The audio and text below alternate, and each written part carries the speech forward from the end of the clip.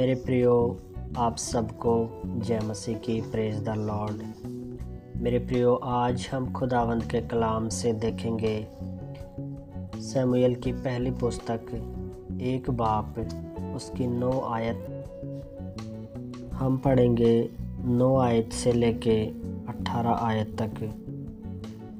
देखिए मेरे प्रियो, वचन लिखा है कि जब सीलो में खाने और पीने के बाद हन्ना उठी और यहोवा के मंदिर के चौखट के एक बाजू के पास एली याजक कुर्सी पर बैठा हुआ था, वह मन में व्याकुल होकर यहोवा से प्रार्थना करने और बिलख बिलख कर रोने लगी। और उसने यह मन्नत मानी, हे सेनाओं के यहोवा, यदि तू अपनी दासी के दुख पर सचमुच दृष्टि करे और मेरी सुधि ले और अपनी दासी को भूल न जाए और अपनी दासी को पुत्र दे, तो मैं उसे उसके जीवन भर के लिए यहोवा को अर्पण करूँगी और उसके सिर पर छुरा फिरने न पाएगा। जब वह यहोवा के सामने ऐसी प्रार्थना कर रही थी, तब एली उसके मुंह की ओर ताक रहा था। हन्ना मन ही मन कह रही थी, उसके होठ तो हिलते थे परंतु उसका शब्द न सुन पड़ता था। इसलिए एली ने समझा कि वह नशे में है। तब एली ने उससे कहा, तू कब तक नशे में रहेगी? अपना नशा उतार। हन्ना ने कहा, नहीं हे मेरे प्रभु, मैं तो दुखिया हूँ। मैंने न तो दाख मधु पिया है और न मदिरा। मैंने अपने मन की बात खोल कर यहोवा से कही है। अपनी दासी को ओछी स्त्री न जान। जो कुछ मैंने अब तक कहा है वह बहुत ही शोकित होने और चिढ़ाई जाने के कारण कहा है। एली ने कहा, कुशल से चली जा, इज़राइल का परमेश्वर तुझे मन चाहा वर दे। उसने कहा, तेरी दासी तेरी दृष्टि में अनुग्रह पाए। तब वह स्त्री चली गई और खाना खाया और उसका मुंह फिर उदास न रहा।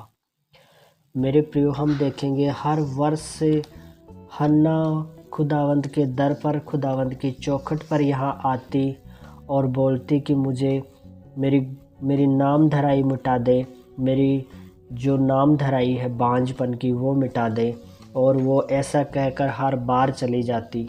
लेकिन इस वर्ष वो हन्ना आई और वचन कहता है कि 10 वचन में कि बिलख बिलख कर वो रोने लगी। मेरे प्रियो, इस बार वो बिलख बिलख कर वो खुदावंद की चौखट पर, खुदावंद के दर पर वो रोने लगी और उसने मन्नत मानी कि हे खुदावंद, जो बेटा तू मुझे देगा मैं उसको अपनी सेवा के लिए, मैं तेरी सेवकाई के लिए मैं तेरे पास छोड़ दूंगी। आप जैसे हन्ना ने मन्नत मानी और बाइबल बताती है कि उसी वर्ष हन्ना को गर्भ रहा और हन्ना से शमूएल का जन्म हुआ। मेरे प्रियो, आप भी किसी काम के लिए आप खुदावंद से, जैसे हन्ना ने मन्नत मानी और परमेश्वर ने हन्ना की कोख को, सूनी कोख को, खुदावंद ने उसको बेटे से आशीष दिया, शमूएल नबी का जन्म हुआ।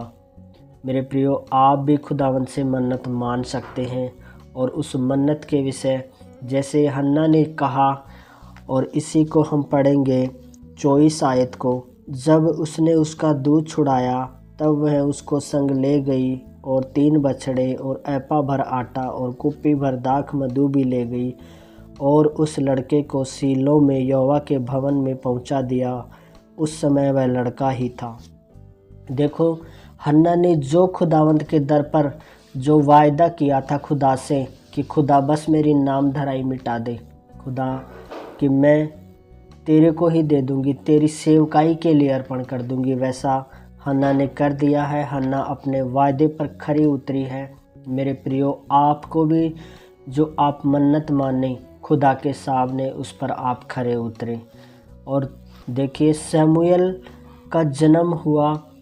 शमूएल हन्ना की नज़र में उसके लिए एक बेटा था, सिंपल साधारण तरीके से उसका बेटा था। लेकिन हम देखते हैं कि शमूएल बड़ा होकर वो नबी बना। आप आज जो कुछ आप खुदावंद से मांगते हैं, हो सकता है मेरे प्रियो कि आज वो आपकी नज़र में साधारण चीज़ हो, लेकिन जो कुछ आपने परमेश्वर से मांगा है वो साधारण नहीं है। परमेश्वर जो आपको देगा वो साधारण नहीं है। परमेश्वर वो जो देने वाला खुदावंद है वो बेस्ट देने वाला खुदा है।